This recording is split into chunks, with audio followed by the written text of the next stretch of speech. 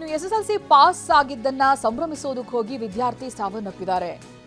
ಬಾವಿಯಲ್ಲಿ ಈಜೋದಕ್ಕೆ ಹೋಗಿ ಎಸ್ಎಸ್ಎಲ್ಸಿ ವಿದ್ಯಾರ್ಥಿ ಸಾವನ್ನಪ್ಪಿದ್ದಾರೆ. ಮುಳಬಾಗಿಲು ತಾಲೂಕಿನ ಸೊನ್ನವಾಡಿ ಗ್ರಾಮದಲ್ಲಿ ನಡೆದಿರುವಂತಹ ಘಟನೆ ಇದು. ಕೋಲಾರ ಜಿಲ್ಲೆಯ ಮುಳಬಾಗಿಲು ತಾಲೂಕಿನ ಸೊನ್ನವಾಡಿ ಗ್ರಾಮ ಆಗುತ್ತೆ. 15 ವರ್ಷದ ಕಿರಣ್ ಅಂತ ಮೃತ ಬಾಲಕ ಎಸ್ಎಸ್ಎಲ್ಸಿ ರಿಸಲ್ಟ್ ಬಂದ ನಂತರ ಸ್ನೇಹಿತರೊಂದಿಗೆ ಹೊರಗಡೆ ಹೋಗಿರ್ತಾರೆ. ಆಳದ ಬಾವಿಯಲ್ಲಿ ಇದೀಗ ನಾಪತ್ತೆಯಾಗಿದ್ದಾರೆ. ಕಿರಣ್ಗಾಗಿ ಹುಡುಕಾಟ ನಡೆಯುತ್ತಾ ಇದೆ. ಅಗ್ನಿಶಾಮಕ ದಳ ಸಿಬ್ಬಂದಿ ಶವಕ್ಕಾಗಿ ಹುಡುಕಾಟ ನಡೆಸ್ತಾ ಇದ್ದಾರೆ. ಎಂತ ದುರಂತ ನೋಡಿ. ಇವತ್ತು ಎಸ್ಎಲ್ಸಿ ಫಲಿತಾಂಶ ಬಂದಿದೆ, ಪಾಸ್ ಆಗಿದ್ದಾರೆ. ಅದನ್ನ ಸಂಭ್ರಮಿಸೋದಕ್ಕೆ ಅವರ ಫ್ರೆಂಡ್ಸ್ ಜೊತೆಗೆ ಹೊರಗಡೆ ಹೋಗಿದ್ದಾರೆ. ಬಾವಿಯಲ್ಲಿ ಬಿದ್ದಿದ್ದಾರ ವಿದ್ಯಾರ್ಥಿ ಸಾವನ್ನಪ್ಪಿದ್ದಾರೆ. ಈಜೋದಕ್ಕೆ ಹೋಗಿದ್ದಾರೆ ಬಾವಿಯಲ್ಲಿ ಅನ್ನೋದು ಗೊತ್ತಾಗ್ತಾ ಇದೆ. ಮುಳಬಾಗಿಲು ತಾಲೂಕಿನ ಸೊನ್ನವಾಡಿ ಗ್ರಾಮದಲ್ಲಿ ನಡೆದಿರುವಂತಹ ಘಟನೆ ಇದು. 15 ವರ್ಷದ ಕಿರಣ್ ಮೃತ ಬಾಲಕ. ಎಸ್ಎಸ್ಎಲ್ಸಿ ರಿಸಲ್ಟ್ ಬಂದಿದೆ, ಫ್ರೆಂಡ್ಸ್ ಜೊತೆಗೆ ಖುಷಿಯಾಗಿ ಹೋಗಿದ್ದಾರೆ. ಬಟ್ ಇದೀಗ ನಾಪತ್ತೆಯಾಗಿದ್ದಾರೆ.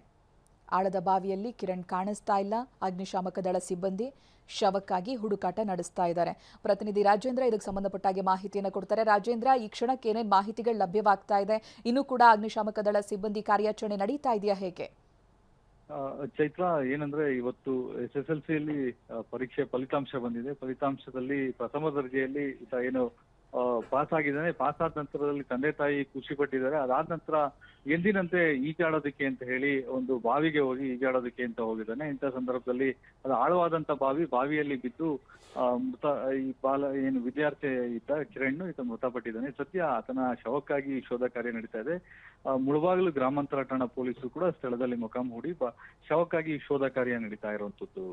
Chaitra, okay, thank you Rajendra ಮಾಹಿತಿಗಾಗಿ.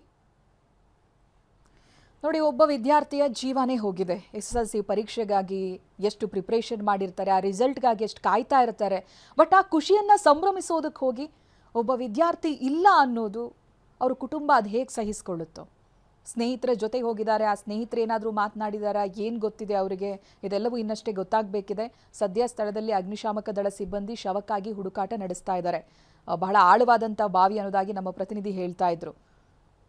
ಮೊದಲ ಬಾರಿ ಹೋಗಿರೋದಾ? ಇವೆಲ್ಲವೂ ಕೂಡ ಇನ್ನಷ್ಟೇ ಗೊತ್ತಾಗಬೇಕಿದೆ.